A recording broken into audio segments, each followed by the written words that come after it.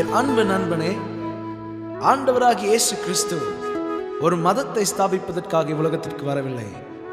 அவர் இழந்து போன கெட்டு போன உன் வாழ்க்கையை மீண்டும் கொடுப்பதற்காகவே அவர் வந்தார். அவரை நம்பு, அவரை விசுவாசி, அவரே உன் இரட்சகர். மார்கழி மாதத்தில் பனித்தூவும் வேளையில் மன்னவன் இயேசு பிறந்தாரே. மார்கழி மாதத்தில் பனித்தூவும் வேளையில் மன்னவன் இயேசு பிறந்தாரே.